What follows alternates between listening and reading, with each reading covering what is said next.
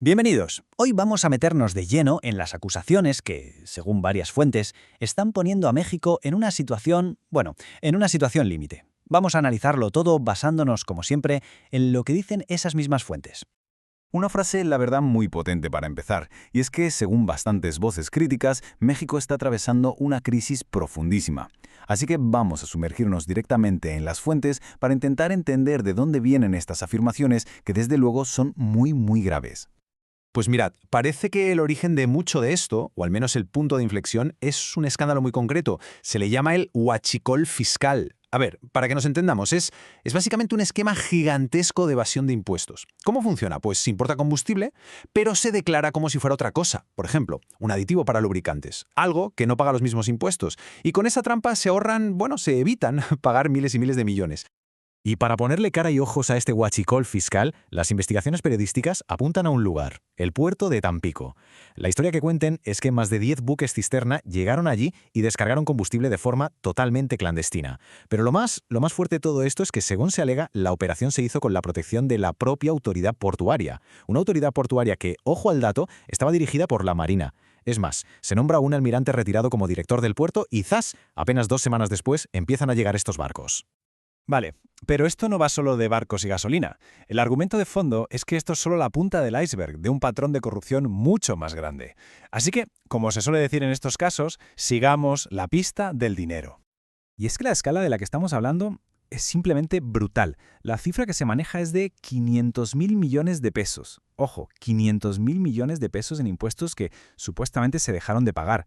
Es una cantidad tan enorme que, según las fuentes, deja en nada otros grandes escándalos de corrupción que se hayan podido ver antes. Y lo peor, dicen, es que la práctica no se detuvo, sino que continúa. Claro, la pregunta del millón es ¿y dónde está todo ese dinero? Porque no se esfumó sin más. Aquí es donde la trama se complica, porque lo que se afirma en estos informes es que parte de esos fondos se habrían desviado para financiar campañas políticas del partido en el gobierno, Morena. Y la cosa va más allá. La acusación es que ahora esto se estaría usando como una especie de chantaje interno, una amenaza velada dentro de las propias esferas del poder. Esto, lógicamente, nos lleva a pensar si esto es así, ¿es un caso aislado o hay otros fondos, tanto públicos como privados, que podrían estar en el punto de mira? Bueno, pues los críticos apuntan a que sí. Y aquí tenemos un ejemplo perfecto, la batalla por las pensiones de los trabajadores. Aquí hay un choque de trenes total en las narrativas. Por un lado, figuras de la oposición, como Ricardo Anaya, denuncian que una nueva reforma, en la práctica, le da al gobierno el control total sobre billones de pesos que están en las cuentas privadas de los trabajadores para su vivienda.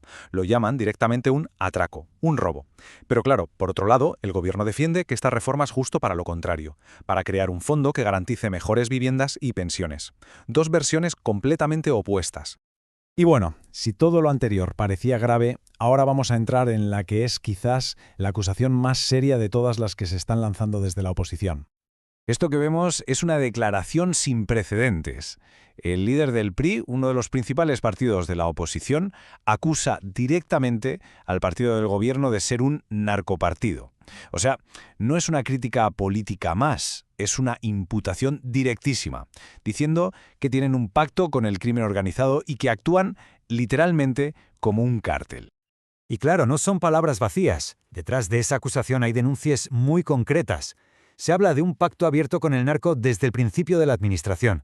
Se llega a afirmar que el gobierno ha cedido el control de hasta un 60% del país a los cárteles. Y lo que es peor, que el propio poder del Estado se usa para perseguir, para silenciar e incluso para eliminar a quienes intentan sacar a la luz estos vínculos. De hecho, se llega a relacionar asesinatos con la investigación del huachicol fiscal. Para muchos, la prueba más trágica de este supuesto abandono es lo que pasó con el alcalde de Uruapan. Carlos Manso había suplicado ayuda al gobierno, públicamente, desesperado por la presión de los cárteles. Llegó a decir que no quería ser un alcalde más de los ejecutados. Pues bien, trágicamente, sus palabras se convirtieron en una profecía.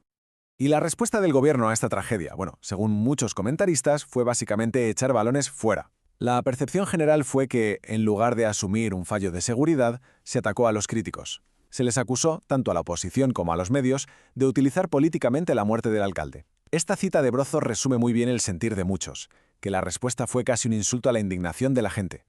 Entonces, con todo este panorama, la pregunta es, ¿cómo se mantiene el control? Bueno, pues los que denuncian esta situación hablan de una especie de manual, un libro de jugadas muy concreto para aferrarse al poder. Y este supuesto manual tendría 4 pasos, que se describen desde diferentes frentes políticos. Primero, capturar el poder judicial. Segundo, debilitar cualquier organismo de supervisión independiente. Tercero, controlar la narrativa, lo que se dice en los medios. Y cuarto y último, silenciar a cualquiera que disienta.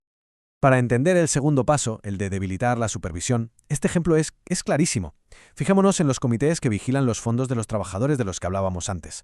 Con la ley antigua, la composición era equilibrada. 3 representantes del gobierno, 3 de los trabajadores y 3 de los empresarios en el comité de vigilancia, por ejemplo. Había contrapesos. Ahora, con la nueva ley, la denuncia es que el gobierno pasa a tener mayoría absoluta en todos, de 3 a 5 en vigilancia y auditoría, por ejemplo. En la práctica, esto significa que el control pasa a ser casi total del gobierno. Vale, y cuando parece que la situación interna no puede ser más compleja, hay que añadir un último elemento, que es absolutamente crucial: la presión que viene de fuera del país. Y este factor externo tiene un nombre muy claro: Estados Unidos. Lo que sostienen varias fuentes es que Washington ha dejado de ser un mero espectador.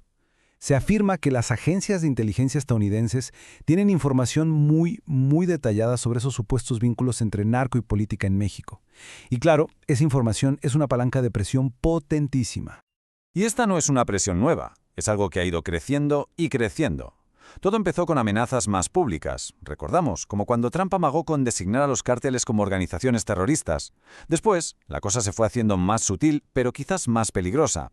Informes de inteligencia de EU que vinculan directamente el contrabando de combustible con los cárteles, hasta llegar a la situación actual donde las fuentes aseguran que Estados Unidos tiene en su poder información lista para ser usada, con nombres, con fechas, con cifras. Una bomba de relojería que podría explotar en cualquier momento. Esto resume perfectamente la situación que describen los críticos. Es como una tenaza que aprieta al gobierno desde 4 frentes distintos. Por un lado, los escándalos de corrupción internos. Por otro, las gravísimas acusaciones de ser un narcoestado. A eso se le suma la lupa y la presión constante de Estados Unidos. Y por último, una oposición interna cada vez más beligerante. Una posición que muchos califican sencillamente de imposible. Y el mensaje que según la oposición llega desde Washington es de una contundencia brutal. Básicamente viene a decir: miren, el problema de seguridad en la región es un problema para nosotros y lo vamos a solucionar, con vuestra ayuda o sin ella. Más claro, imposible. Deja poquísimo margen para negociar. Así que todo nos lleva a esta pregunta final, que es la que de verdad resume todo el dilema. Con el Estado mexicano atrapado entre estas redes criminales internas y la presión de un vecino tan poderoso, ¿estamos viendo una demolición controlada, un desmontaje planificado por fuerzas que se nos escapan? ¿O es, por el contrario, el principio de un colapso caótico e incontrolado que ya nadie puede parar? Una pregunta que, como dicen las fuentes que hemos analizado, de momento queda totalmente en el aire.